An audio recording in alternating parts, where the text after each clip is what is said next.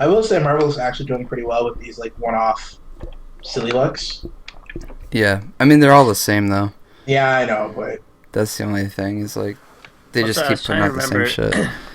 I was trying to remember if I liked Ant-Man or Howard the Duck, and I couldn't remember which one was what. So I just didn't buy either. I was like, I don't remember. Ant-Man's out in Miami. Howard the Duck is out tooling around with the Guardians of the Galaxy this issue. Oh yeah, I think I didn't like either. Really? You didn't like Ant-Man? No, no, I think I liked them. I think when we talked about it, I think they were all the same to me. So I just stuck with. What you? Yeah, I can get that. No, Ant-Man reminds me a lot of Superior Foes, so that's why I'm picking it up. Well, the same. Yeah, I didn't. Yeah, it's the same author. I didn't read it yet, but So we got a Rangers tag. Yeah, are they in the playoffs yet, or did they? 'Cause I they know were clinched the fucking President's Trophy. Shit. Nikem, aren't you Canadian? Yeah, but I follow my teams, not. I guess you're black too. Yeah. Oh yeah, as a question. Yeah, go ahead. Is this appropriate, Ryan? Should I ask this? Yes, he doesn't give a shit. Go ahead. I don't. No, but I mean, it's just curious. So, because I was filling out forms today too, like, so in America, Yeah, we call black people African African American. American. No, we're just black here. Yeah, that's weird, right? Is that Yeah. weird Well, that we do that? no, I know why, because you guys had like that whole slavery thing for. Is that like our long way ass of while. atoning it? You guys So, didn't like, have any. You guys didn't have any slavery. Well, we did. It's just it lasted a lot. Like before Canada was what we know it today, or even before Canada was like semi-independent, we got rid of slavery. We got rid of it at the same time the British got rid of it. Whereas the states kept it up for like a lot longer.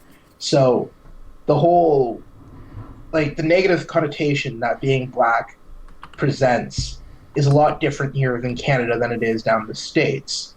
Also, like, we weren't flagrantly racist and like trying to keep black people out of like dark shit like that for till like the 60s. So Right.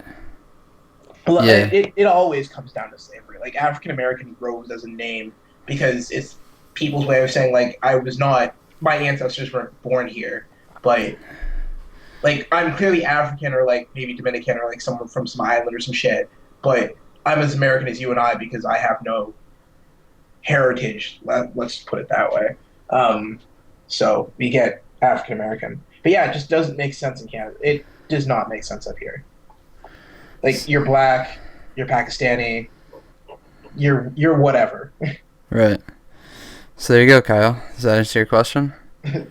Yeah, I guess so. It's still even weird that I'd be like, all right, Nikem's black, but this dude's Pakistani. Because aren't you just Canadian, Nikem? No, here's the fun part about that is no one ever really refers to themselves as just Canadian. Like you're something Canadian. White Like, people do. Don't No, well, don't yeah. just like a normal white Canadian Well, no, dude like, isn't yeah, just like like- yeah. Yeah, like if you're born in Canada and all that shit, you'll be like, yeah, I'm Canadian. But like if you're an immigrant or even like second generation immigrant, most people refer to themselves as like I'm Italian Canadian or something like that. Or like when you ask like what they are, you're not asking if they're Canadian as much as you're asking like what's your background. You know what I mean? Yeah, I mean, because nobody's really, not nobody, but Yeah, like, most of us are not yeah. like American by fucking like, 3 generations back yeah. or something. yeah, because there wasn't. Unless you're a Native American, then you're an American. Yeah, but I find like a lot of Americans like once you become American, like once you get that citizenship, you're straight up American. Like Yeah, fuck it's everything fucking else. stupid though. I mean, it's dumb just for everyone to be like, oh, I'm Italian and Irish. It's like, no, you're not. You've never been to Italy. You've never been to Yeah. fucking Ireland. You're fucking American. You've only ever been here. Like, Yeah, but up here in Canada, like when you ask like where are you from, we Yeah. literally mean like yo. So you heard that. that shit's America goofy. Cast. America Cast is back. America Cast is back. You're American or you're a piece of shit, Nikem. Yeah. No, Fuck no, outta no, here. no, no, no. Let's Wait. right. You're Wait. American for two. America Cast. Welcome to America Cast. Nakem, how are you and your chick doing? Not bad actually. Better? Oh, Better. took a turn. Well, no, it didn't. It's You heard the voice that got a little happier when he. I'm just not like flagrantly pissed off at her right now. Right, because you're too busy being pissed off at Yeah, DC. fuck DC. Yes. She came down and we like just hung out for a bit, talked, good stuff. But like the end of the month stuff is still the date's still on. Is it still on? Has it bumped back at all, or is it still? It's still on. Like, I don't know. I don't want to. Like. Okay, it's all right. Let's pretend that. Wait, the date is May 1st, right? Yeah, May 1st. Okay, got it. But yeah, let's pretend you're dating like a girl that lives in like upstate New York or some shit, right? Yeah. Oh God, I wouldn't do it, but yeah, I got you. Exactly. Yeah. Or like you started dating a girl, and then like she decides that I gotta move to like upstate New York, or like even well, I guess how far is Jersey from you? Like, would you go across the bridge for Jersey? I wouldn't. No. Okay. Yeah. So she says she's gonna like move to Jersey or like some suburb of New Jersey. Right. Like you take a good long hard look at that relationship and be like, is this worth it? Yeah. Is it really worth like crossing the bridge every time I want to go see her? Yeah. No. Well, yeah. That's basically what's happening. Or is that a question or? Yeah. No is the answer. Yeah. Yeah. Like in my case, that's kind of what's happening now. Or she wants to go to like this really really shitty city that no one lives in. Like everybody that lives around that area kind of lives near where I do, and they just commute.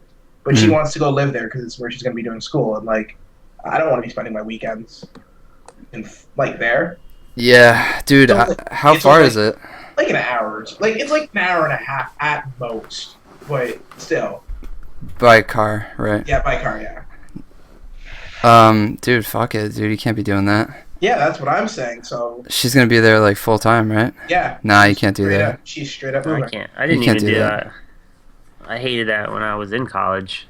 Yeah, it's that's like my number one fucking like biggest regret is doing long distance dating ever. Like it is such a fucking waste of time. It never fucking works. It is. And yeah, you just end up fucking resenting each other, and you blame each other for not being able to travel, and it's just like, why don't you come? Oh, I came last time. Now it's your turn. Fuck that shit, dude. See, here's the thing though. I don't think she's actually ever gonna come. Mhm. Because like I know she wants to move to get away from her parents and all that shit too, right? Right. And like I live in the same city as her parents, so why the fuck would she come back to see me when it's like in the same city as her parents? Like it just doesn't make sense. She's gonna just tell me to come up to see her, and yeah, like I could probably do it for like a weekend or two, but then you know like that third weekend where you're like, fuck you, I just want a game. Mhm. Yeah, that's where the problems are gonna start. Yeah. It's just gonna go downhill from there. Oh yeah, it's not gonna work out. Yeah.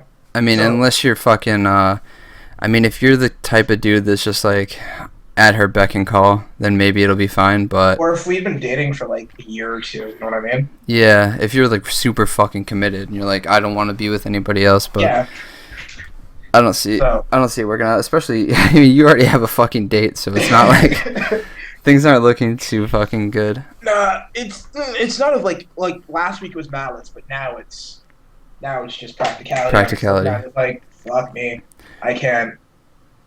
Like, I don't figure once you have that. Say what? That date thing, like, I feel like that's already. Once you said that in your head, like, you should probably even just give her the date at that point. It's just okay. Because I think. Ryan, a mutual friend, or my cousin, but, you know, Sean. Yeah. He was dating a girl in college, and he planned on breaking up with her, but. So this was like. It was towards the end of the school year, but they were going to it's like that 3-day music festival. I can't think of it. It's in New Jersey, but they were going to that like in the middle of the summer. Mm-hmm. He's like, well, I don't really want to go to that, so I can't break up with her. So he kept setting like dates when it was okay to break up with her, and this went on for like 3 months. Yeah. Like, and he was like, no, I'm definitely breaking up with her. And he was like hooking up with another person, but he was like setting these dates up. Like when it's the most convenient to fucking actually do it. Yeah, most convenient for him to do it. Right. He's like, well, I can't do it when I'm at her house because her dad will be there, and I don't want her to do it. She's at my house, and she like drive home upset. And he was like doing all these things. I was like, at that point, just wasting time. See, that's kind of my fear too, though. Like, I set the date just because if by some miracle something changes, I don't want to be left in the lurch, so I'm trying to wait it out till the last minute. But yeah, I understand that, but I have to get it done before my birthday, because right after my birthday is basically her birthday, and like it's the summer. Present. Yeah, exactly. You don't want to be locked in that present. And then like after her birthdays are 1 year, and you can't break up before your 1 year, like. So it has to be before everything. It's got to be before. Has to be May 1st. May 1st is like my absolute deadline. Wait, when's your birthday? 23rd, and then hers is like a month after Like that. 23rd of May. Yeah, of May. You should break up on the 24th of May. Jesus Christ. Get that present. Get the gift. Get that gift. Being the gift, you can get the fuck out. She will fucking. Especially if you want to get into gaming, drop some gaming hints. Oh my god, she will straight up murder me. Straight up. Come back. We'll have another episode 43 of TDOC. Have to open the vault back up, put more shit in it, put another fucking 150 episodes into it. We did get our first donation, so you're already shit. on the way out, Kim. We got a donation. Yo, let me just plug the donation shit. Listen, we don't expect anything. This fucking unless you know like that's gonna cost you, but they didn't put on it like what they wanted the donation to go towards. It was 50. It was 50. Yeah, I know, but they didn't say like this is $10 to Kick Nakem. Like it was just $10. So I'm not sure if it's going towards the 50 for Kicking Nakem. But listen, on our Reddit page, reddit.com/r/deathofcomics, I put the links on there. There's a donation link, which is just like straight up PayPal or whatever. But the one that you guys could use that could help us out a lot is there's an Amazon link. And basically, you just shop on Amazon like you normally would and just buy the shit you would normally buy. And it just kicks us like a couple pennies like from whatever you buy. It doesn't cost you anything extra. Like Amazon just pays us a couple fucking pennies. And that would go towards rebuying the domain, which I have to do at the end of the month. It's $100. So anything that you buy on Amazon, if you're fucking doing it and you think of us, just use that link and it'll throw us some money. Not much, but you know, like whatever, it helps out. And thanks for the $10. Whoever sent that, I don't remember the name. I'll look it up. Work for Convergence? Thanks so much. We forgot.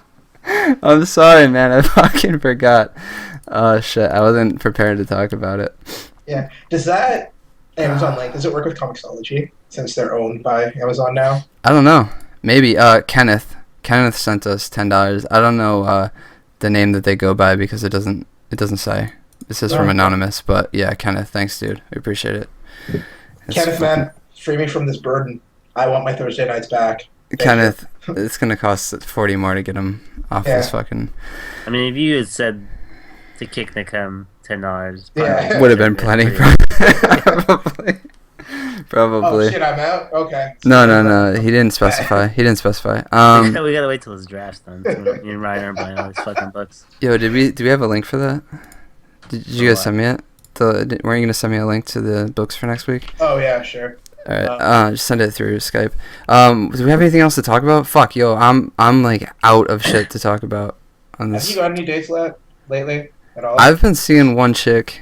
It's been going really well, I think. I don't know. She's kind of like, she doesn't like to text. Like she'd rather phone call. So I don't end up talking to her very much, which seems cool, but like, me being such a fucking weirdo and like I've always just texted girls, I feel like something's wrong or like there's like a fadeaway happening all the time because she won't text me back, but that's just like what she does. She just doesn't text. So it's weird. I have to balance my fucking like my anxiety of not getting a text back with like, oh, it doesn't mean that she's fucking fading away. It just means that she's not big on texting or whatever. You know what you gotta do? What's that? You gotta get like a texting bitch. Just some girl that you text, and then like you're seeing her, so you get that texting anxiety out of your fucking system. Dude, I have I have a really hard time lately with keeping side chicks when I'm interested in a chick. Like when I'm focused on a chick, like I don't feel bad about keeping side girls because it's just like there's no fucking agreement between the two of us. Like she could be seeing dudes on the side, I could be seeing chicks on the side. It's not like we're dating, we're just like, you know, hanging out or whatever. But like I have two girls that I was hooking up with before I met this chick, and I just have no interest in fucking even bothering with them. I don't know why. Maybe it's because she's like more fun to be around, or like I like her more, so it's just like, why would I hang out with somebody that I don't enjoy as much? Like just to get laid. Like I get that, but maybe I'm too old now. Maybe I don't give a shit about that as much anymore. I don't know. It just doesn't seem. It's just not. I'm just not interested. I'd rather do other shit like fucking, you know, watch the Rangers or watch the Mets or play Bloodborne or shit like that. I like the Ken's idea. So, intern Ryan, take this down. Is he subsidiary here? Of Googlers. Yeah, he's here. He's in there. All right, good. What if we you had someone like that where you could text to either let off some of that texting steam, or even as a soundboard. Because you seem to. I worry about your texts lately.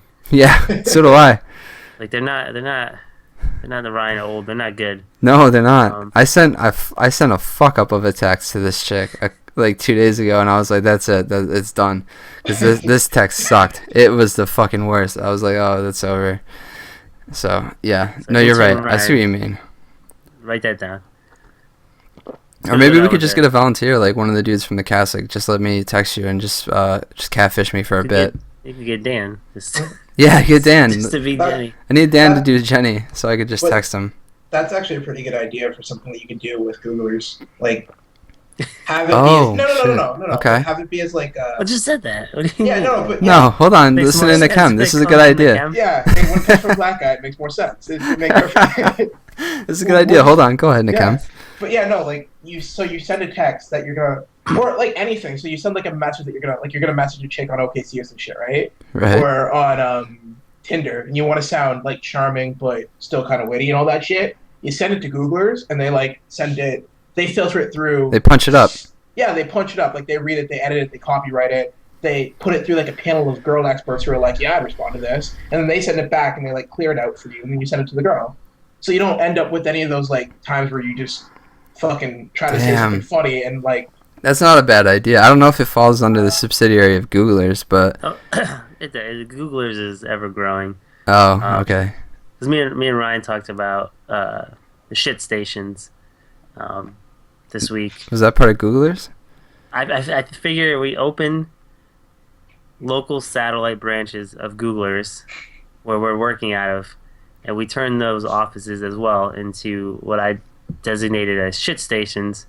So in your local city, there would be shit stations where you could go and take a shit without having to worry about either being in the office or just having to shit in public. Like, it would be completely private. It would be open space, a huge bathroom, and there'd be a way to, like, I like Ryan's idea of curtains in the lines so you couldn't see.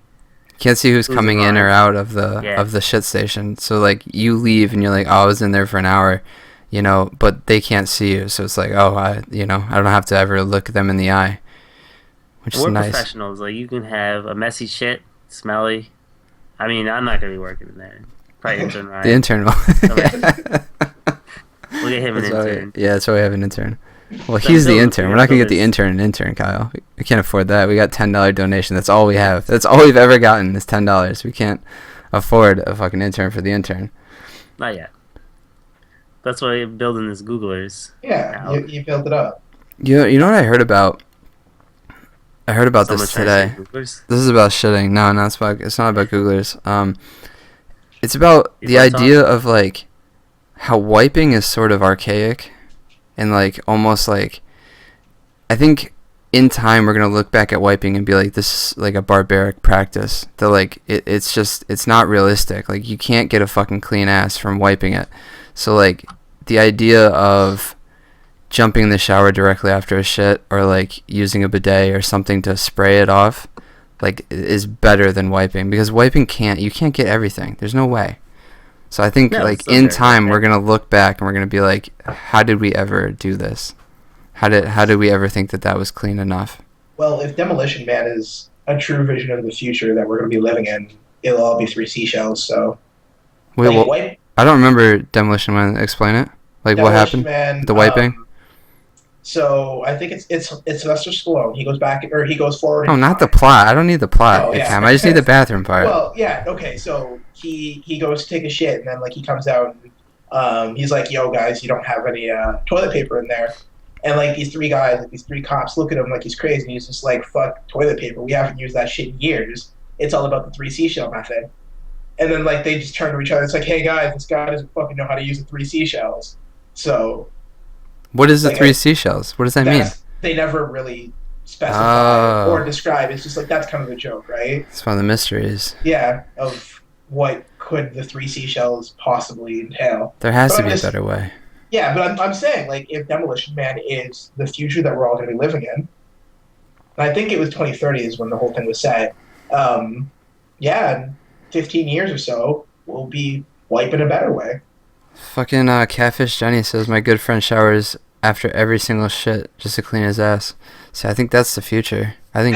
How do you do that though? Like I think you just scheduled. It's just scheduled shits. Like you know exactly when it's gonna be like every morning before your shower, and there's no other. If you have that kind of quality control, like I good on you. You are the luckiest fuck. Like I know that I will probably take a shit sometime between the hours of 11 o'clock and 2. When it's coming, I don't know. But I know I'm going to be at work. So AM to PM or? Yeah, I'll be at work. Oh, no, you don't want to do that. Oh, that's a terrible schedule. It's when it happens. Like, that's when I've my body's fucking just like, yeah. programmed my entire life not to shit at work. It's like, I live for that, just to make sure that doesn't happen. Yeah, but like I have my own private bathroom now. Sure, it's the women's room, but yeah. Yeah, the women's room. I know that I can take a nice 30-minute shit and no one's going to disturb me, so why would I? Someone's going to disturb you. It's going to be the cops. They ought to fucking be knocking down the door. Shit, we have a ton of books this week. Do we just get into books, or... I feel like... I had like a weird experience. Yeah, good. We need something. Yeah, go ahead. Yeah. We don't have any conspiracy theories or anything. No. I had... So, as a new way to get masturbating in my busy morning schedule. Yeah. Wait. Before we get this in, I have a question. With your wife's onset pregnancy... She's pregnant again? Yeah, bro. We've gone over this. Yeah. Oh, She's I forgot. like, what, 6 months pregnant now, probably? Is it another boy? Or is it a girl? It's another boy. Wait, she's 6 months? She's doing end of June. Jesus Christ, that's coming soon. Alright, I think I knew that, but... I know, but I get confused with you or Brent. Like, I think they're both pregnant, right? Shit, Brent. Is he? I don't know, maybe not. I don't know. You can't trust me. I don't fucking remember. Alright, anyways. Yeah, Ryan does that. But yeah. Sorry. With your wife's onset pregnancy, like, and especially now that she's more pregnant, like, probably, like, super round and all that shit, do you find that you're masturbating more, or, like, are you getting a lot of that pregnant sex in? More vigorously? Well, no, like... No, it's probably the same. No, I haven't really... Has the velocity changed at all? Or the grip? Has the grip strengthened? Has the grip been stronger lately? Might be a little more, I think, looser, more depressed. Looser grip, got it. Yeah. No pregnant. Early on, there was a few times. But, like, once they get big, like, it's way too much work at that point. Just do them on their side, man. That sounds like a lot of work. Got things to do. Clearly. Go ahead. Tell us about this. Yeah, let's hear about this. So what I'll do is I'll load up a video on my phone, and to keep it reasonable, I'll load like a 30-minute video. But I do it in the morning, so I'm like, well, I definitely want to get the masturbation. 30 minutes is reasonable? Wait, you don't watch the whole thing? You're not going to watch the whole thing, right? Well, that's the problem, is what I'm running into, is I'm getting in the shower, and I'm like, all right, well, I'll just do this first, quick, before I wash my hair, because I don't want to, like... Wait, so you're taking your phone into the shower? No, I set the phone... You hold the phone outside the shower. No, I've set the phone up on the toilet, so it's facing me in the shower. Shower curtains open. Shower curtains open. Wait, shower curtains open? A little, like it's... Or you're just like, you're peeking out of the shower curtain a little bit? Yeah. Like, just like, peeking through? There has to be a better way. No, this is the best way, clearly. You peek out of the shower curtain. The best way is obviously, like, down here, like, in the basement. And right. But this is just to get it done in the morning. You have the phone set up on the top of the toilet, and you're peeking out of the shower curtain at it. Yes, it's a little peeking. I turn the nozzle away so it's, like, against the wall, so it's not spraying out. Like, I don't need to make a mess. Right. It's on here. But anyway, like, we've talked about before, like, that experience, like, finished and, like, watching porn, like, how disgusting it is. Yeah. Well, I'm loading up a 30-minute video. I'm jerking. And then I'm just doing my normal shower stuff, washing my hair with shampoo, not conditioner, Ryan. And then I don't use either. Then I like morning showers. It wakes me up, so I'm in there like maybe 8 minutes. Then I get out, and there's just porn running Right. When I get out of the shower. And it's muted? Yeah, it's muted. You're not an animal. I know. Jesus. I got standards. I think. But I feel like it seems like even a dirtier level. Like it's fucking creepy. I'll tell you that much. Yeah, I mean, you got the forget phone about it, propped up on the toilet, Yeah, dude. and you're peeking out of the shower at it. I mean, it's desperate times. Do you have a fucking imagination you can use, or? No, Oh, none of us. fun. No. All of us have lost our imagination. Have you ever tried to jerk off with just your thoughts? Yeah, I do it all the fucking time. You're a psychopath. Are you kidding? It's like having sex with yourself. Yeah, exactly. That's what fucking masturbation is. What kind of pilgrim bullshit is this? We have an unlimited supply of smut. You know how much more unlimited the smut is in my fucking brain? I'm looking at pictures, or are you doing it with your imagination? Yeah, no. Like, I'm not condoning jerking off. By the way, Kyle, what you're feeling is shame, and you should. Like, have you? Is that what it is? Is it shame in myself? Yeah, it's shame. It's shame in yourself. It should be. It's shame for you deserve everyone. it. Before I go back to ripping on Ryan here for using his imagination like a pervert. Like Walt Disney. Like jerking off like Walt Disney. Exactly. But have you ever, like, when you're finished, have you ever just cleaned up and then just kind of taken stock of your life? Like, here I am jerking off in the shower, looking at this tiny ass screen. My wife is 8 months pregnant in the other room. Yeah. See, the problem is, like, after I finish and in the shower, I'm riding high. I'm feeling good. I got a good morning going. Then I get out. It's like 9 a.m. Going, and it's just, that's the wake up. When I get out. That's the coffee. But that's what I'm saying. At that point, it's like loop back into like her giving the second BJ, and I don't like that part anyway. So like, it's just it's upsetting. I don't like it. Here, maybe this is what we need Googlers for. That's like, so fucking we need weird. Googlers to remotely shut down your phone. That's great. Yeah. Like you call Siri or whatever. You're just like, Siri, take it. But you call Siri or some shit. And you're just like, Siri, please shut off my phone. Or you call intern Ryan, have intern Ryan sneak in the bathroom and turn it off real quick.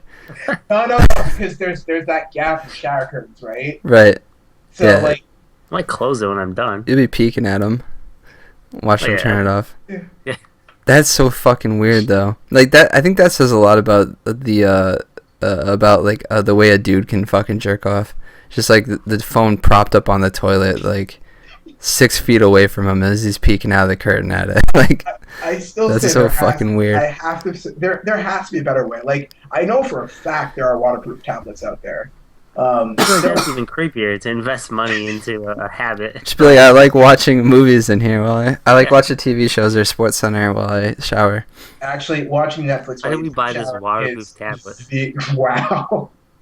It's the greatest thing in the world. Like, no, but see, this is how you sell it. This is how you sell it to Colleen. You're like, let's buy this waterproof tablet so you can go take a nice, relaxing bath. There you go. With, like, rose petals and shit. You pour some, I don't know if she drinks, but, like, pour some wine. She's pregnant. She's pregnant, obviously. But you could actually sell this to her better when she's pregnant. She's probably taking, like, a nice, relaxing bath and all that shit. But you sell this to her, right? Like, hey, this thing can go in the water. You can have your bubble bath. You can do that girly shit. But then, like, you take it, and every morning you're just taking it to the shower, having your nice little jerk-off session. You can turn it off when you're done, and fucking toss it aside. You don't have to. You get to ride that high all the way to work. You're never going to come down because you realize porn is still looping when you're coming out of the shower. It's fucking genius.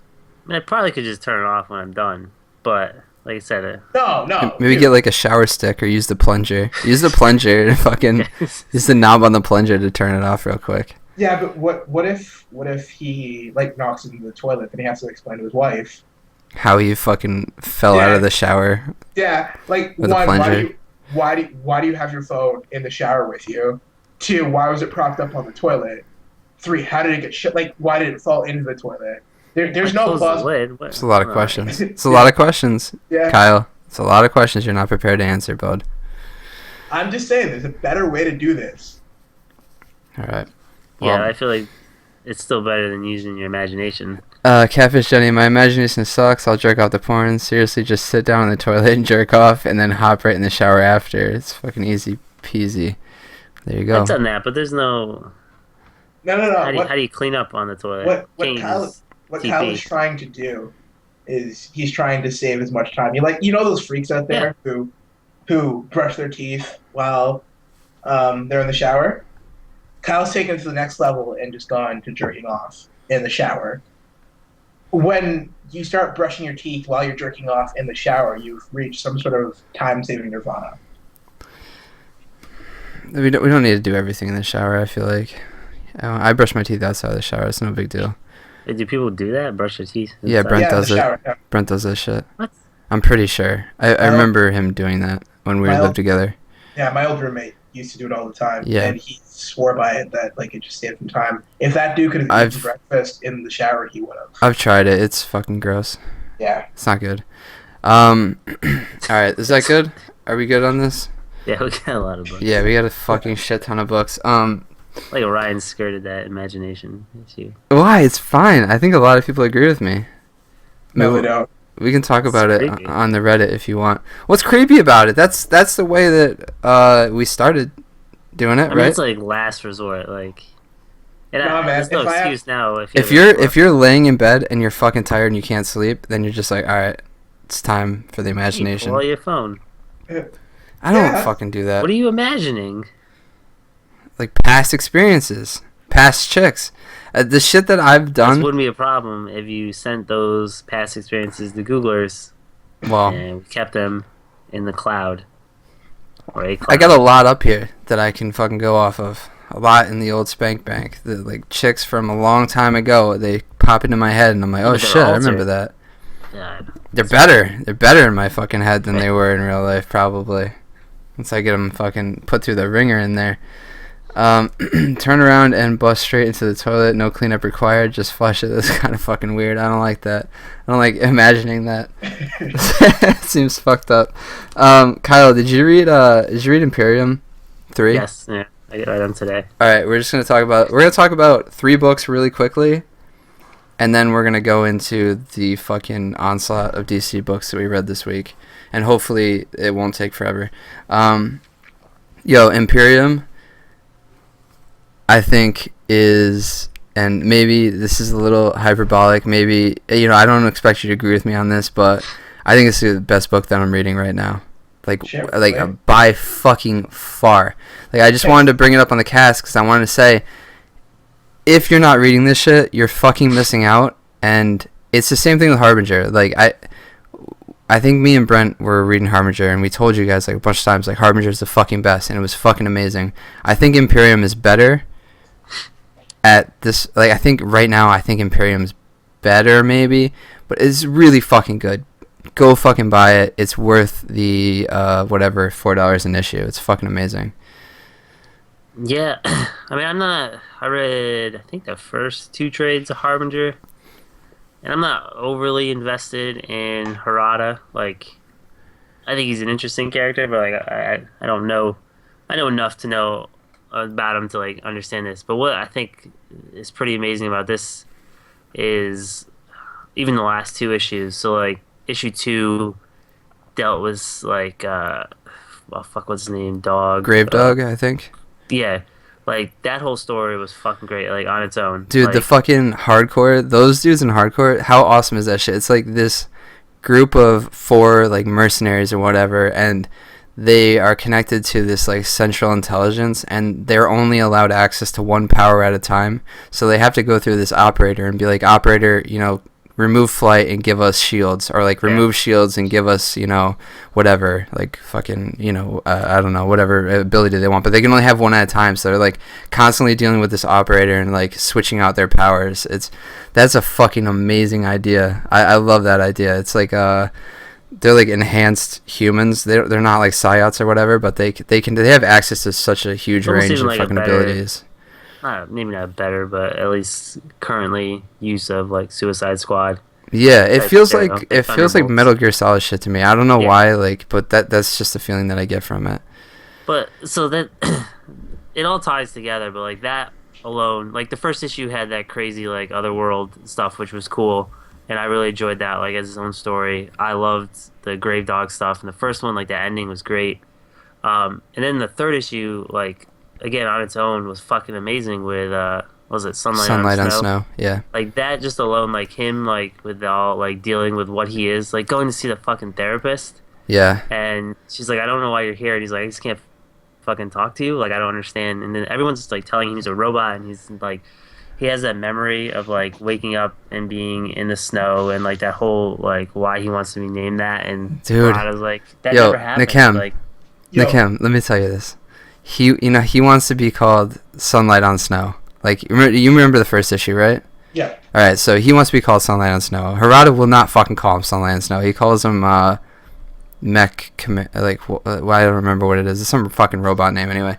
And he's like, why the fuck do you want to be called Sunlight on Snow anyways? And he's like, I have this vision of when I saw sunlight hitting the snow, and just the realization that what was making it beautiful is the sunlight on the snow, but that's also what's destroying it because the snow is melting from the sunlight. So he's like feeling happiness of the beauty of the sunlight on the snow, but that's also the cause of the end of that happiness. So he's like, so it's like he was feeling sadness simultaneously. And that's when Joshua Dessart. And that's when he realized like he could feel like emotions, like actual fucking emotions, and he realized like what was causing him happiness is also causing him sadness, and that's like robots can't fucking feel that shit. Complex emotion. Yeah, and that's when he like started to ask himself, he's like, who am I? And like his processors are trying to figure out the answer to that question because it's a computer. So like he's using like terabytes of fucking data, and then he's using more data than like the universe is, and then he's using all this like it's just like exponentially fucking getting larger and larger, that question of who he is, until Harada finally Harada's organization pulls the plug on him. And like that's the emptiness that he's feeling, is like he'll never have the answer to that question because they won't let him access his network anymore. And he's like, and Harada brings the seed of this fucking this vine that's the assassin that was sent to kill him. So like Harada's growing this assassin that was sent to kill him called Lord Vine 99, and he's making Sunlight on Snow grow it and like watch the seed. And like Sunlight on Snow is like, he's kind of feeling a connection with this growing fucking hive assassin. It finally like comes to full growth or whatever, and Harada has disconnected it with the hive mind of the vine. So he's like completely disconnected. So he's reaching out for the rest of the vine because like they're all a part of one collective. Like all the vine share this hive mind, and he can't connect to it because Harada like disconnected that part of him, and that's sort of like parallels with Sunlight on Snow, who can't connect to the network. So they're both sort of like trapped in this like state of fucking not being able to grow to their potential because of Harada. So I don't know, it's fucking it's amazing. It's every character is so fucking brilliant. Like every character seems to have like a really deep fucking just he put a lot of thought into this shit, and it's paying off. I think it's fucking brilliant. I love it. I've been thinking a lot about it since I read it last night. I don't know, I like it a lot. Yeah. So if you're not reading Imperium, you're fucking up. I think it's the best book out right now. It's 3 issues right now, so just go find it or buy it wherever you can or download it. I don't give a shit. Whatever you gotta do. I'll check it out. The Legacy of Luther Strode, #1. This is I don't think there's too much to talk about here, but this is the third and final arc of the Luther Strode trilogy, I suppose. Okay, hold up. Before we get into this, yeah. One of you guys want to do me just solid, just summarize what happened in the last arc? I read the first one. I read fuck, I can't even remember the names anymore. The first Luther Strode. Legend? Yeah. Yeah. I read the first Luther Strode. I didn't read the second one, and I realize I fucked up now. Right. So what happened in the second one? I think Luther Strode found out that there's something that's like building assassins to send after him to kill him. Mm-hmm. Is that right, Kyle? Yeah, I mean that's what that one focused on. So it was like Jack the Ripper was like one of the original, whatever they're called, like the original like assassins that are sent to kill Luther Strode. So it was basically just a giant fucking fight with Jack the Ripper and with the guy that sent him, I'm pretty sure. It ended up with Luther Strode killing pretty much everybody and then getting arrested by the cops or taken away by the cops, him and his girl, which you see in this issue. Yeah. Yeah, so it was like so what it picked up was after after like the first arc, he went into like hiding. He was doing like some superhero type stuff. Not really. And then so it was a few years after, and like he came out, and that's how like him and Petra got reunited. But right. So that's why this one picks up a few years later in the open, like with what's his name? Samson. Yeah, like there was some of that in the other one, like stuff that's been going on for a long time. Right. I mean, he's not the first. He's not like the first one. Mm-hmm. But there's always been one, I guess, I think. And there's always been the opposite. Like, whatever is being sent to kill him, there's always been that, too. An opposing force or whatever. So, I mean, this issue just shows Luther Strode and Petra, I guess, like, training for their inevitable battle against whatever's coming after them. And then it sort of gets to the point where he sees two of these assassins or whatever, and then he fights them. I mean, the issues, again, is like kind of a giant fucking really well done fight scene. I think Chadmore is like fucking maybe one of the best, what would it be called? Like, what is it called when you like fucking, when you put together like a dance recital or whatever, like a... Choreographer. Yeah, choreographer, like fucking fight scene choreographer, like how crazy is the motion in this shit. Like, even though it's really hard to show like motion in comic books, like cars fucking chasing each other, but his speed lines, it's fucking crazy. Yeah, Chadmore is nuts, man. Do you think he studies from the big book of Rob Liefeld when it comes to character design? Because it's just fucking muscles on. Like, I like it. Like, yeah. If Liefeld was this, like if Liefeld could draw, I imagine this is what he would do. He doesn't miss like a fucking wrinkle, that's for sure. No. Like, this dude draws like fucking lines where there isn't lines on people's faces and shit like that, but he's super stylized. I mean, you could see Chadmore artwork from a fucking mile away. Like, there's no question about this dude's style. Like, I don't know if he's fucking I don't know if you can even equate it to anyone else. Like, he's such a unique artist, I think. But I don't know, this was fucking fun. It was the same shit. I don't think he's ever going to write anything as good as the first Luther Strode arc. But I'm down for whatever. I really love this fucking character in this universe. Yeah, we even touched on the whatever, like the back matter has always been interesting. Like, and in this one, like talking about how they were late, and they were late because like it was really hard to write this conclusion because like it's the end of Luther Strode, and like looking back on it, it's like. So, I mean, now, like, Justin Jordan and Chadmore are pretty big names. Like, they both do a lot of work, and, like, it was all because of Luther Strode. Like, that was their first books. I feel like Luther Strode did a lot for Image Comics, too. Like, for some reason, I remember Luther Strode being one of the first Image Comics that I read that I was like, holy shit, they're putting out some really interesting things. Like, I don't know if that's completely accurate, but... It came out at a really interesting time for Image. It was when, like, it was Luther Strode, and then they had two reboots, Liefeld reboots. Right. Fuck. Yeah, Prophet. Prophet and Glory. Prophet, yeah, Glory. Prophet and Glory. I remember those 3 books and just being like, that was also the time when Punk Rock Jesus came out, so. Really? Yeah, wasn't? No, it wasn't. Punk Rock came out way later than that. Was it? Yeah. It's just in my mind. Because the first it seems like it's always been out, right? That was the first New York con I went to. Right, yeah. I remember Luther Strode being like a super important book to get at least my interest in Image. Yeah, I'm just saying, like, it just reminds me, like, all those books just kind of remind me of that period of comics. But yeah, maybe Punk Rock used to come out later, but yeah, no, it's when Image became super important. Yeah. All right, we got one more book to talk about before we get into the DC books. Was it Kaiju Max? Is that what it's called? From Oni Press. This is a book about a Supermax. I want to say prison, but it's more like it's essentially a fucking prison, but it's in a giant fucking valley or some shit, where all these giant fucking kaiju monsters are being kept prisoners. It's super cartoony, super. I don't know. I felt like it wasn't for me. I felt like it was for a younger age group. Do you think that's fair? Like maybe like 14, 15, something like that. I think maybe as a kid I would have liked it. As an adult, I just thought it was kind of goofy. I didn't really get a lot out of it. What did you guys think of it? I was the exact same way.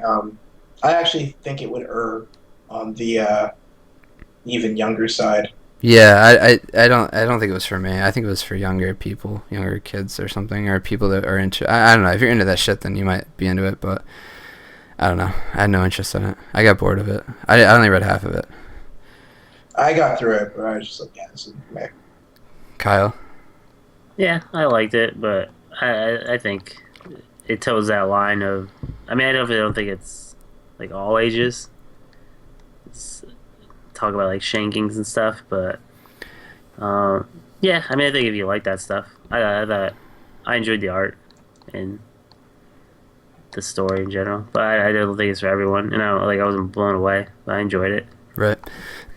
I read this other book called Old Wounds. Have you heard of this, Kyle? Yeah, I read it. Oh, really? I don't remember. I read it a couple months ago. Oh, shit. I fucking loved it, man. I thought it was awesome. I didn't know what it was, but it comes out from this, I guess this publisher called Pop Goes the Icon.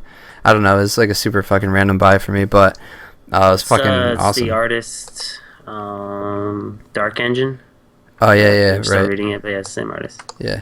But yeah, really Old Wounds, if you're looking for a fucking book, it's about, so there's this old fucking, not that old, but he's like a sort of injured, retired superhero. I mean, you find out later that he's not a superhero, like a vigilante. Like, not a superhero. He doesn't have powers or anything like that, but a vigilante.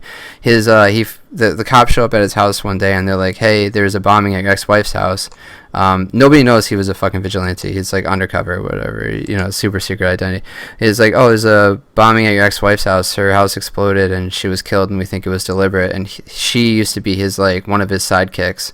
So it's kind of a book about, like, someone's trying to kill him and the people that he used to be a vigilante with. So, I don't know, it's like a fucking, I don't know. It's fucking awesome, though. If you're interested in it, go look it up. It was pretty rad. I won't waste too much time talking about it, though. Let's talk about these fucking DC books. How do you want to do this? It's like, I should do the main one. Yeah. Alright, yeah, we'll do the main one first. Before we get into that, I want some words with DC. And I'm going to keep this quick, because I could go on like a 12-hour rant. If you're gonna buy Convergence, don't buy anything with the fucking Batman titles in. Like, they're all terrible. I'm sorry. We'll get to Nick. It's a little early, Nikem, to make a statement. No, I'm a blanket statement like that. I'll explain my reasoning later. We'll explain when you get to your books. Yeah. Nikem, don't. I mean, the bigger issues I paid $5-6 for this first. Oh yeah. Convergence #1. You want a quick summary of it? Yeah. Do you have that?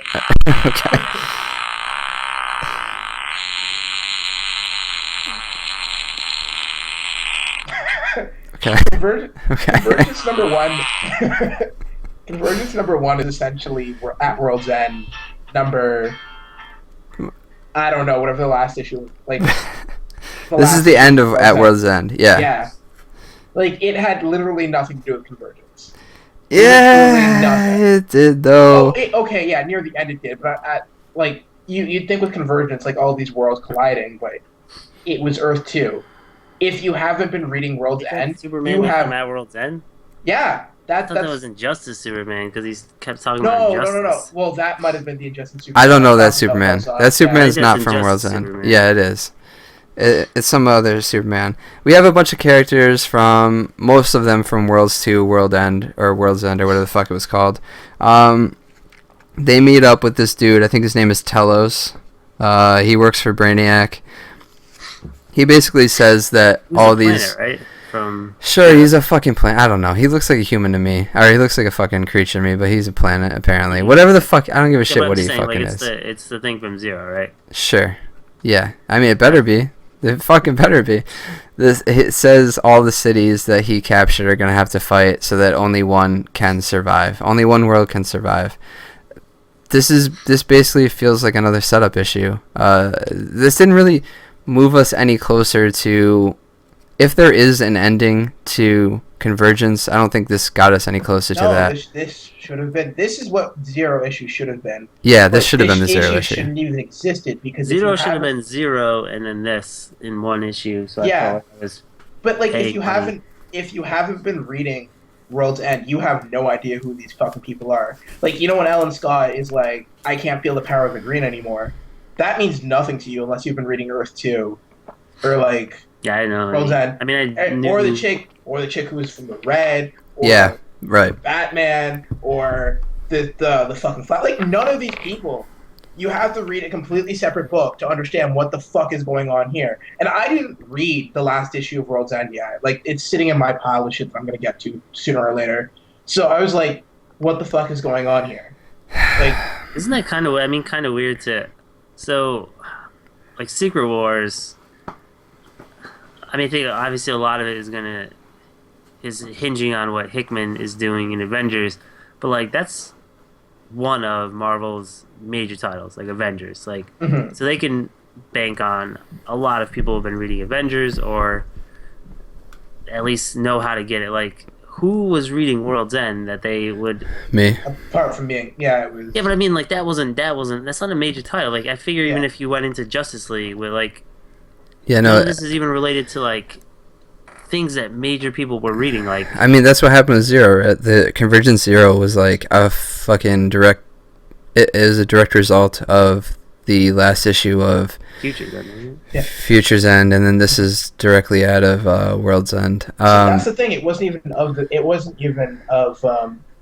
latest Future's End. It was like some middle Future's End that explained where Superman was. I thought this was a bit of a fucking misstep. I thought it was fine having read World's End. I can see the confusion. I don't think that this is a very good comic for $5. Again, I feel a little bit ripped off, but it sets it up, and if you're just buying the Convergence books, I don't know if you're gonna have a full story. I guess you will, right? Like, are you missing?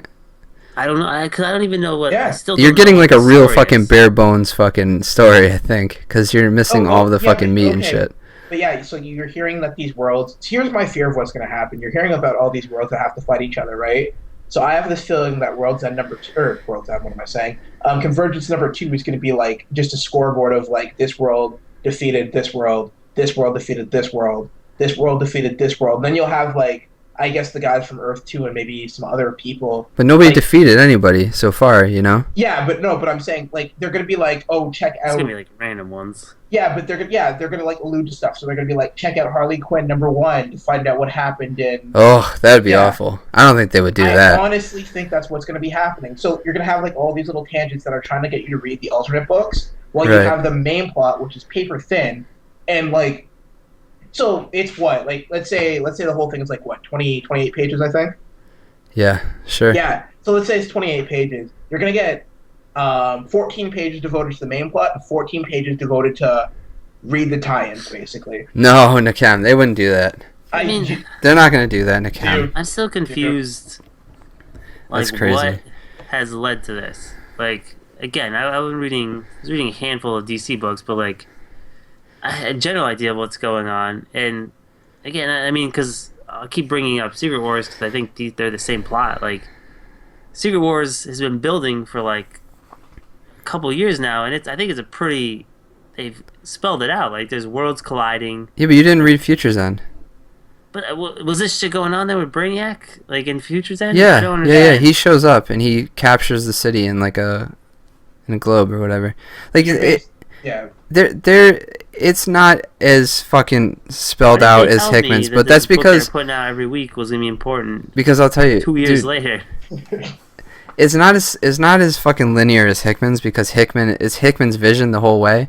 This is a vision of like a team of 20 dudes doing a weekly fucking comic. It was super fucking rushed, and it's not as well thought out as fucking Hickman's. Off because like it was every other third issue was really good. Yeah. Like 2 issues of crap. I mean, it was tough. It's tough to fucking get here, but I don't know. If you just look at Convergence as what it is, I think it's pretty fun. Yeah, but what it is, it's literally we're moving offices, like we're moving codes. Please bear with. Here are some side stories. Yeah, But they're fun. They turned that into an event. I'm saying that's the worst way to do an event. They should like. Oh, hold on, Nikam. Let me refer to one of our listeners, Street Pirate 04. I read Convergence and don't really read DC, but I liked it. There you go. Street Pirate, you're an idiot. Oh shit! Shit. Street Pirate, it'll be $10, dude. Just donate 10, and we're gonna get rid of them. All right, let's talk about the fucking issues. Enough with this fucking shit. I don't want to talk about this all night. The one we all read. Yeah, the question number 1. Dude, how are we gonna do this? Just like a quick like. We all got Ryan. You got all those covers, right? Yeah, I got all these covers. Oh, they're so good. Yeah. All right. The question. Dude, fuck. I don't want to fucking go over the synopsis for all these, do I? Yeah, I guess so. Right. I mean, they're pretty paper. I mean. All right. The question is. So I guess the battle here is between Two-Face of one world versus Two-Face of another world. Renee Montoya is sort of in the middle, trying to, I guess, make that so it doesn't happen. Is that basically the issue? Well, so there's this Two-Face of this world. I like that. So he tries to kill himself every day, and he can't. And it's because is there something to do with his powers being turned off? Like I don't know if he has a power that has something to do with chance or some shit. But I think it's. Don't quote me on this, but I think what they're trying to allude to is that whoever, like, I guess it's Brainiac, is pretty much influencing how these worlds are controlled, so he can turn off powers and shit. But in no one has a power. Yeah, no one has. Yeah, exactly. But like he's influencing Two-Face's coin to always come up heads, right? Mm-hmm. So Two-Face can't kill himself. Brainiac knows that because he's all seeing, all powerful, I guess. So because once the dome comes down, he flips it, and it sort of alludes to it coming up tails. Like it doesn't show it tails, but he goes, "Oh, look at that!" Like as if it's different than it was before. But that's what I'm saying. That I think that Brainiac has control over. Yeah, I mean he's influencing this fucking coin flip because it's been heads every fucking night when he tries to kill himself. Exactly. So that's what I. Yeah, but so he's going to get the other Two-Face, not to kill that Two-Face, but get that Two-Face to kill him. Is what I got. Right. Do we know like where the other Two-Face is from? See, I feel like it would have been better. At this, a little something that bothered me about these Convergence books is like. It's from pre-Flashpoint Gotham, I think. You know how like we're in pre-Flashpoint Gotham. No, I thought we were in Inferno. What? No. No. This issue? This is fucking post-Flashpoint.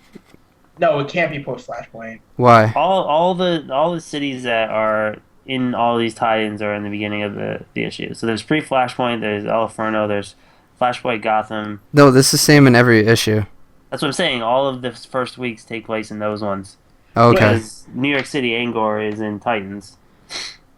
Right. Yeah, but like what I was saying is that because this gave in the back of that issue, it gave the history of pre-Flashpoint. This is pre-Flashpoint Gotham. Yeah. Yeah, it has to be. Yeah. Who's the other one coming from? We don't know. Okay. I don't think we know yet because we haven't seen the other Two-Face. By the way, that's one thing I want to make. That's a bone I wanted to actually bring up is that they really don't do a good job. Like unless you know your DC history. Right. They don't do a good job telling you. Like, I wish they would just come out and say, you're on pre-Flashpoint era. You know, some of them do. Some of them do, but I wish that, this is what I was going to say, like, you know how Avengers, lately, they've been putting, like, the little heads in the beginning? They're like, hey, this is the fucking Illuminati, this is your Avengers, this is your new Avengers. Well, like, it would have been nice to be like, this is Harvey, this is... I know they don't, but it would have been nice in this. Well, they kind of did. In the end of... Especially in Renee Montoya, they did, like, a brief recap of her and the Question. Because, like, I don't know when she became the Question. Like, I don't actually know that much about Renee Montoya. I know the other Question. But, like, I learned about her whole history before Flashpoint happened. It was kind of interesting. So it gives you an idea of who the character is. I like the shit in the back where it tells you, like, the... Yeah, that's what I'm talking about. I like that a lot in these. Like, I think you need that. Because if you started reading at, like, the New 52, you're like, who the fuck is Renee Montoya and why isn't... What happened to my Question? You know what kind of bothered me, though, is, like... They give you these awesome facts about, you know, this is what happened in the character's past or whatever, but I wish it told you, like, what series or which issue numbers or anything like that, because I saw a couple that I was like, oh, shit, I would be interested in reading that, but I didn't know where the fuck it was from, you know? But I thought this was one of the good ones. I don't know. Yeah, I like this one. Yeah. I like the Two-Face stuff. I mean, I like Montoya. like overly interested in the Batwoman thing at the end. Oh yeah, because they used to have like a relationship, right? Yeah, if you remember I mean, that. Obviously that's important, but Greg like, Rucka, Batwoman. Like the second issue, like I'm just interested in the Two-Face stuff, and especially with Toya. I think the problem with this book is the same problem that I have with all the other Batman books, is that just like Gotham is just not interesting. Like Gotham is always a shithole. So are they all? Are all the worlds Gotham? Because the majority of we'll talk about Superman later, but like Superman is in Gotham. Like all of the cities that got taken, were they all Gotham? No, I think this might have just been the Gotham League. But anything that had a Batman character in it, maybe not Batman and Robin, I didn't read that one, but anything with the Batman character was like pre-Flashpoint Gotham. So I'm assuming they all kind of got taken in their own dome, which doesn't really make sense. But I don't know, is what I'm trying to say. I think anything pre-Flashpoint was Gotham. Makes sense. Was it? Yeah. So we're never gonna have like Metropolis or not in this universe. Not in this universe. Maybe in a different one. The worlds, like there's definitely different ones, but I don't know if they're gonna cover all the worlds. Like, yeah, I'm just saying like anything like I mean just that whatever we're calling pre-Flashpoint, which I think is just before New 52. That universe is Gotham. That's all I know because like everyone seemed to be Gotham. Yeah, they're all Gotham pretty much. All right, let's just go through and just go through these, I guess. Superman. Do you want to go straight? Do you want to go straight to Superman, Kyle? Yeah. Superman was, I think, maybe if not the best one, it was definitely the second best one. I have one that I think might have been a little bit better, but this was fucking amazing. Superman by Dan Jurgens, I believe. Yeah. I just want to point out that this was also the book that none of us wanted to touch. Dude, I know. This was the fucking best one. I will say, if we go back to the tape, I said Lee Weeks is a great artist. Fuck, dude. This is Superman. Dude, this art is fucking crazy. So this is Superman with him just on fire. Without powers. He's just a vigilante now in Gotham, like just learning how to be basically Batman, without powers.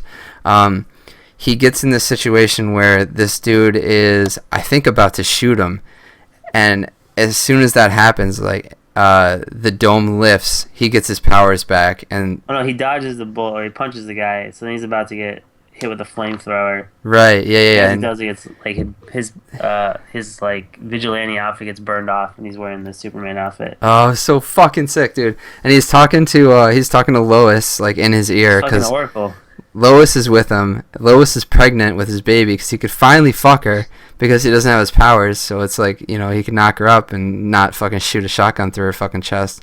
Dude, it was fucking amazing. Then we get to the battle that has to take place. It's Superman versus some fucking person in the Flashpoint universe.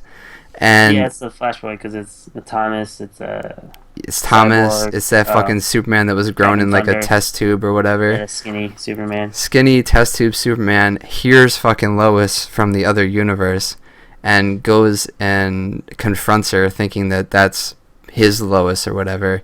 And he's super fucking creepy. He's got her like backed into a corner.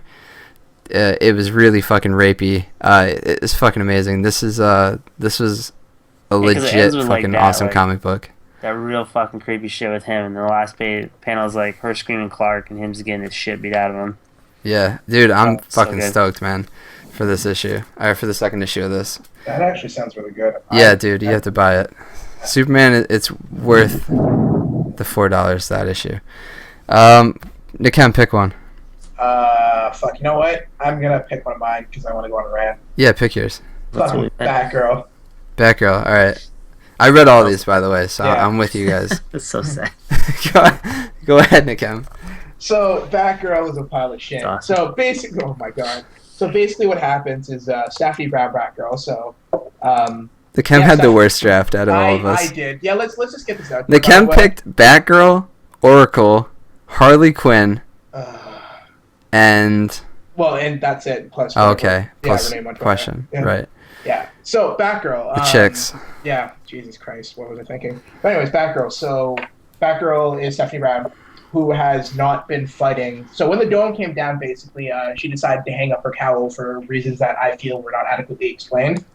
A year later, Tim Drake as Red Robin and Cassandra Cain as the Black Bat are basically holding the fort down, doing the vigilante thing, keeping law and order in Gotham, while Steph, I guess, is working as a nurse.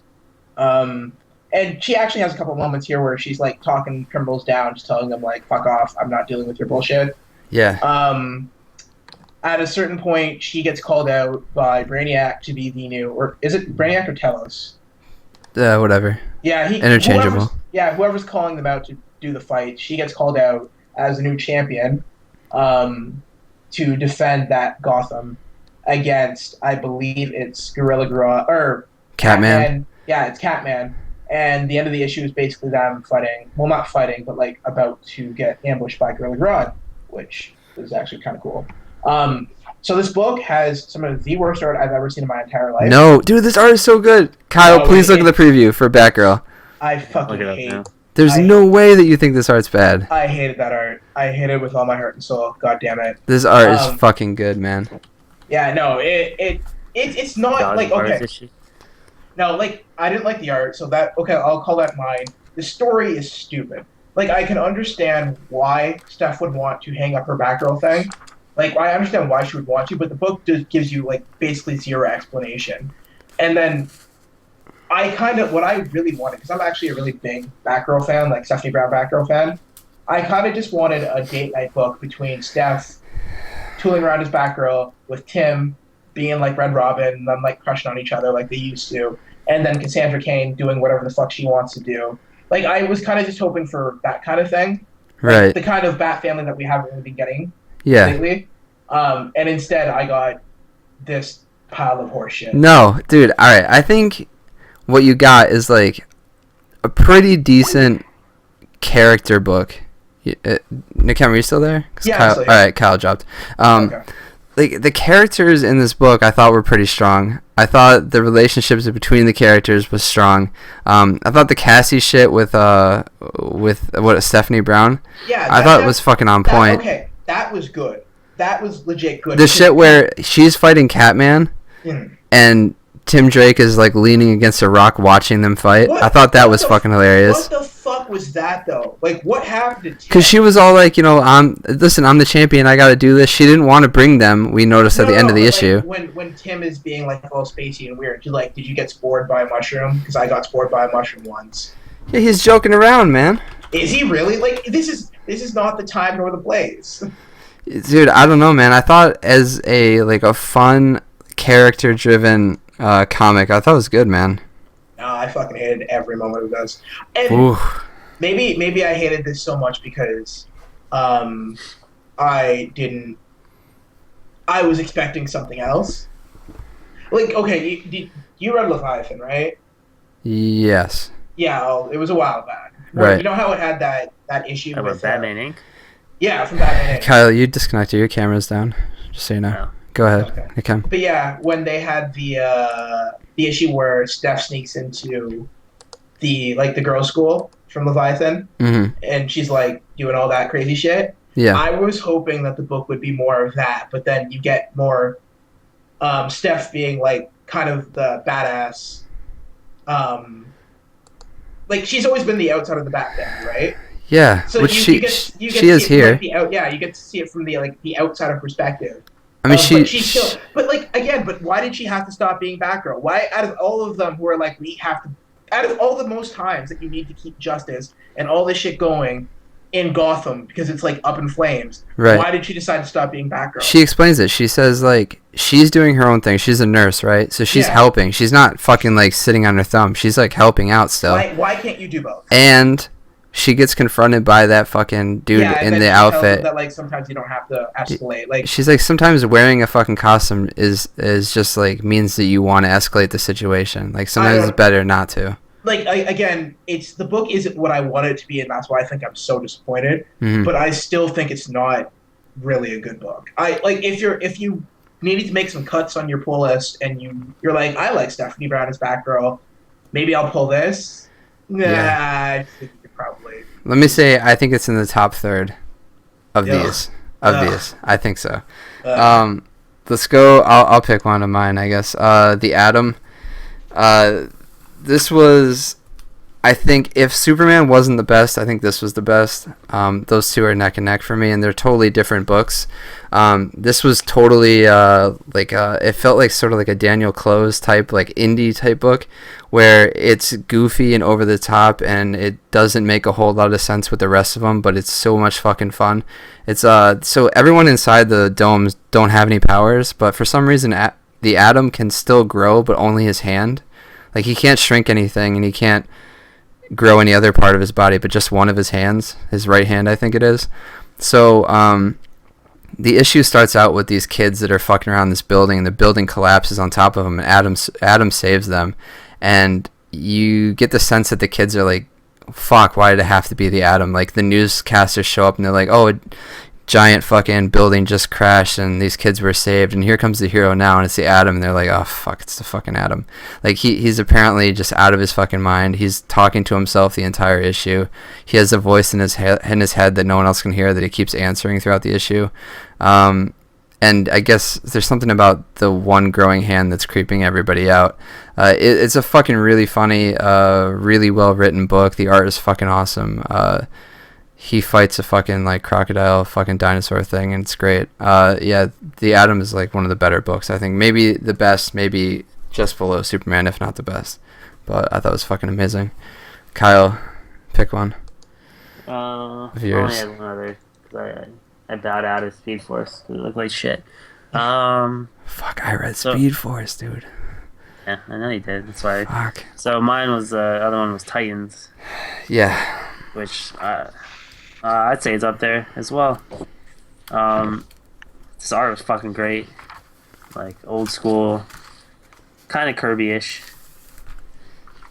You think? Yeah, like boxy, you know. Yeah. Yeah.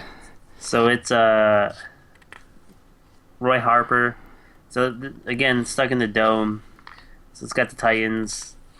I mean, they call them the Titans. Only Donna and Starfire. And Arsenal. And Arsenal, yeah. Roy Harper. So it's like him, like how he's had such a shitty life, but now that he's like stuck in the dome, and no one has. I think Kyle's dropping again. Fuck, man. Do I have to talk about this fucking book? I didn't like it as much as Kyle did, so I was hoping Kyle would fucking talk about it. So, Kyle, are you back? Yeah, I can hear you. Alright, go ahead. Sorry. You dropped for a second. It's just Roy Harper, life is better without powers, and all of a sudden everyone gets their powers back. So, same with the other issues. The fight breaks out, which it's the, what are they called? The Extremists or something like that? Extremists. Yeah. Yeah, so they're fighting. He goes to help them, and like the issue ends with them like presenting his daughter, and the only thing he has to do is kill Donna and Starfire. So it ends with like him possibly like shooting them in the face. Right, because the entire issue is talking about how it's like he went into this depression and shit because his daughter died, and like at the end of the issue, like he's presented with this opportunity to get her back, but he has to kill the two people that I guess are his best friends in this fucking dome that he's been in for so long, Starfire and Donna Troy. The ending was fucking awesome. I thought there was a little bit of a lull in the middle, like some shit I didn't really care about, but I thought the ending made up for it. I think this is one of the better issues in Convergence. I liked it quite a bit. Yeah, I mean, like the Donna and Starfire stuff felt a little forced. I just don't think they're that interesting of characters. I mean, maybe the writing. And I liked his story in the beginning. So that's where the lull is, I think, with when they introduce the other Titans, but obviously it gives meaning to the ending. I enjoyed it. I mean, yeah, totally. Especially from what I expected out of this book. Yeah, I enjoyed it quite a bit. I'll talk about Speed Force really quick. Speed Force is it's got fucking not Barry Allen, Wally West and his two kids are trapped inside the dome. Wally West he regrets bringing them to Gotham when the dome went down. Like, he didn't know it was going to happen, but they were with him because it's just easier, I guess, to bring the kids with him when he's out on his adventures, because it's he thought leaving them at home makes them like targets for his enemies to go fucking do whatever they gotta do to them. So anyways, he's out with the kids. Dome fucking opens up. He finds out that there's other worlds, and so he goes on this fucking run where he runs through all the other universes that are trapped by Telos. And that shit's kind of cool, like seeing all the other ones, because he runs through a couple of them, and he's so it kind of gives you a tour of like the other universes that may be involved in Convergence eventually. But yeah, it's going to be him versus the Flashpoint Wonder Woman eventually. So I don't know. It was a decent issue. Nakem, what do you got? I guess my second last book would be, let's do Nightwing and Oracle. Sure. So yeah, dude, Nightwing and Oracle. How was this one of the ones that you thought could be good? Yeah, actually it was. Really? Because I fucking was like, Nightwing and Oracle sounds pretty bad to me. Gail Simone is hit or miss on my books. When she's on, she's really on. Is Oracle a good character, or is she like... She was in Birds of Prey, like the pre-Flashpoint Birds of Prey. It was actually pretty good. I never saw her. I always thought she was kind of fucking boring. No, in Birds of Prey she was really good. In Nightwing she was really good. In what was it? Batgirl she was pretty good. Okay, because I thought she was just like a support character back in the day. Okay, let me put it this way: as a support character, like if she played a support, like if she was a part of an ensemble, she was really good. But like by herself, yeah, it kind of got grating. Yeah, it's just because it's so. Yeah. Especially when you got, and I mean, God bless her. Gail Simone, God bless her, but she can get a little preachy. Yeah, and Oracle is a character that when she gets her fucking grip on her, like especially for one issue, you're gonna get some preachy shit. Yeah. Which is fine. I mean, like in a long-term comic, like you get the preachy shit out of the way and you're good to go. But I knew that giving her Oracle, she's going to have to preach at you. Where I think some other writers maybe wouldn't like feel like, okay, we need to take this opportunity to preach some fucking like. Well, before we even get into this book, this like what I was actually kind of expecting again was kind of a retelling of one of the better Nightwing arcs, where it was basically just Dick Grayson trying to figure out what the fuck he wants to do with Barbara. Like it's good in Nightwing. I don't know what the fuck happened here. I think so basically the whole premise of the book is that Dick Grayson and Nightwing are Dick Grayson and Oracle. Dick Grayson and Oracle are just are basically doing the whole vigilante thing again. Whereas Oracle, I don't think she's actually like Barbara. I don't think is really Oracle anymore. No, she is because she's talking to Dick. So yeah, they're basically doing the whole vigilante thing, keeping Gotham safe under the dome and all that. And they're both kind of having this existential crisis where they're just like, they don't know what the fuck is going on. There was actually a really good scene where Dick goes and busts Mr. Freeze, and Mr. Freeze is like, I don't know what the fuck the point is anymore. Like, I don't even know why I'm trying to steal this. I stole it twice already, and they didn't even bother putting guards here. Like, there's no point. So everybody's kind of feeling like the malaise of being on a treadmill and everything. So in having this, well, let me ask you a question before I continue. Was Dick cheating on Barbara with Starfire? I reread it twice, that scene. Yeah. I'm not sure. I'm not sure. I don't know why they made it so ambiguous. Yeah, it's super ambiguous. It seems like he is. It felt like it was one of those things where it's like...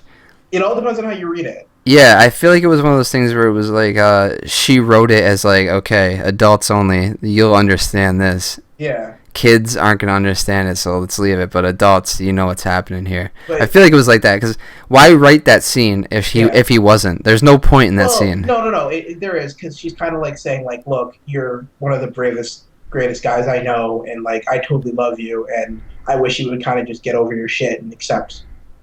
You know what I mean? Because he's, like, at this point, he's kind of like, I don't know what the point is anymore. And he's right. And yeah, but why use Starfire for that scene? I don't understand. Because they had a relationship before. Yeah. So I don't know. It was weird because there was a weird lean-in too. Yeah. So I don't know if it's implying that they're cheating on each other. But regardless, this is important because it seems weird that Dick would cheat on her, right? No, he's done it before. He's done it. Oh, has he? Yeah. Okay, yeah, maybe he is. Yeah. He might be. I don't know the history that well. Well, yeah. Apparently, as well as you do.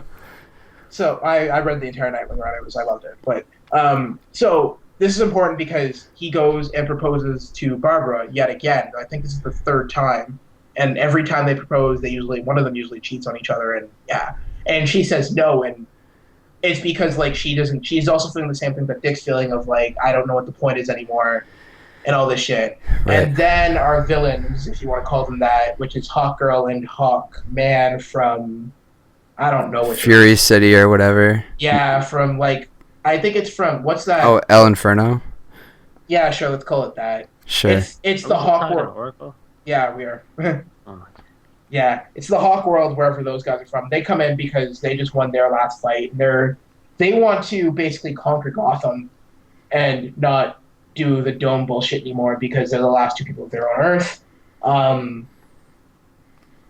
Yeah, they basically tell Barbara and What's-His-Face to surrender. They decide not to, and we end on a fight is about to occur, where Oracle's going to do her Oracle hacking. We end on Barbara going, we give up, we can't fight them, we're not strong enough. Like basically saying, I'm in a wheelchair, there's no way I could ever fight them.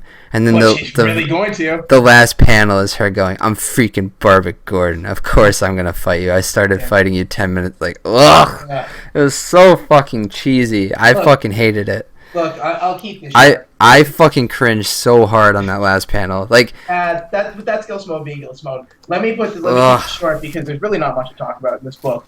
If you want to see more, like if you're like me who has prior knowledge or even an investment of yes. But yeah, if you're like me who has prior knowledge and maybe even an investment in Barbara Gordon and Dick Grayson's relationship, this book isn't half bad. Maybe even issue 2, maybe should even be better because it's probably going to do something with it. If you don't care or you don't know anything, fucking skip this book. Like, skip it and never look back. Skip it. Never look back. I'm telling you right now. This book is fucking bad. And Hawkman and the Hawkgirl show up.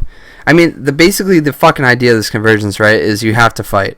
Yeah. They even say it like explicitly. If you're not fighting, or we're gonna kill you. We're gonna kill you. We'll destroy your world. Hawkeye and Hawkchick show up and they're like, actually, we're gonna surrender, but we're gonna be the leaders of your world. I'm like, it's not a fucking option. Yeah. What? That's not an option. That was never fucking written in as a fucking option. We're gonna surrender and be the leaders of your world. What? Their reasoning was good though. Like, our world is basically dead. We're the last two, so we're just gonna rule yours. And like, yo, this shit was fucking dumb. This shit was dumb. I think this is one of the worst, if not the worst. No, one of the worst, because I'll talk about the worst right now. Batman Robin was the fucking worst. This book was the same old fucking Damian crying and fucking running off by himself. He got into a tizzy because Red Hood showed up and Batman paid attention to him more than he paid attention to fucking Damian.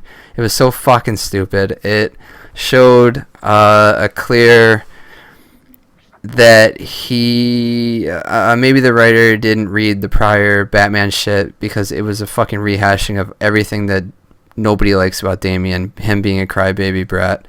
It kind of ignored all the cool shit that's happened to Damian, you know, throughout his history and all the growth that he's made. It's like none of that ever happened. It was, and his reasoning for being mad at Bruce was so fucking stupid. It was like he paid more attention to Red Hood or something like that, or he like made Damian feel kind of, you know, sad. He gave him a sad, so he got mad about it. That was fucking bad. I got 2 more left, so let's just do them real quick. Justice League didn't really fucking make a whole lot of sense to me. It used a lot of characters that I don't know a lot about, so it kind of was a miss for me. It's gonna end up being Mara, Aquaman's wife or whatever, versus Flashpoint Aquaman. So I don't know, it was kind of boring. But if you are a fan of like some of the Justice League, some of the more obscure Justice League characters from pre-Flashpoint, you might be into this, but I didn't really care about it. And then that leaves Harley Quinn, which is Nick Adams. I'll do it quick. I just read this. Harley Quinn is off her meds. She gets better. She's basically living with this cop that she met when the dome came down. She gets called out to be the next champion, and Catwoman and what's her face? Catwoman and Ivy, Poison Ivy, decide that Harley Quinn needs to be crazy again to win, so their world is saved. They kidnap Harley, and they like give her these mood altering drugs. They give her like a bunch of uppers or something. Yeah, uppers or whatever to get her back to the way it is, but. Dun dun dun! Harley was fine the entire time. She's been off her meds for a while, and she like has control over her psychosis and all this bullshit. Yeah. So the issue ends with insane Harley making a comeback. Yeah, I thought this was a good one though. I liked it. I thought Harley was written really well. I thought her voice was good throughout it. I thought the fucking art was amazing. Yeah. This was kind of like a date night issue. This is Harley and her cop boyfriend. Yeah. But the thing I will say about, like, okay, if you liked Harley before, this is a good issue. If you were like me and did not give a shit about Harley, or I disagree. If you liked her I disagree, though, because I never gave a shit about Harley, but I thought this was good. It's not that I didn't like it, it's just it didn't really blow me away. The Chem is fucking grumpy about Convergence, alright? This was a good book. Batgirl was a good book. Those two are fucking good books. No. If you agree with me, please take to the Reddit. I want to make a Convergence thread on the Reddit and have everybody post. Was wrong. No. Have everyone post about their fucking experiences in Convergence. I guarantee that people like Batgirl and Harley Quinn. These are good books. Harley Quinn was not bad. It's not for me. I don't give a shit about Harley Quinn. Though I am. Nakema, admit though that you're grumpy. Yeah, I'm grumpy about my fucking choices. I'm grumpy that like the shit that I wanted to see is not being handled. And maybe this is just me being a fanboy, but like... That's Nakem going in with fucking expectations about the series. Yeah, but like when they promise like this is a return... Everyone that you didn't like, you're like, oh, I thought this was gonna be like the issue that I read in 1999 where Nakem... Or fucking... Yeah, Nakem and Oracle were out. Expectations. Fucking... I was pleasantly surprised. Yeah, alright, let's draft... Let me say this though. Yeah. I think the best Convergence books, or the ones that I'm gonna enjoy the most, are like... books that I don't give any kind of a shit about. Yeah, I think you need to start taking some more chances. Yeah, I think like the best books the biggest names are maybe the ones that are grabbed up by artists or writers that are a little bit tired of writing those characters. Like Atom was fucking awesome. I hope everybody goes out and buys the Atom. It was fucking amazing. I literally just ordered it right now. It was a great fucking it's just a great comic book. Like even if it was outside of Convergence, it would still be a fucking amazing book.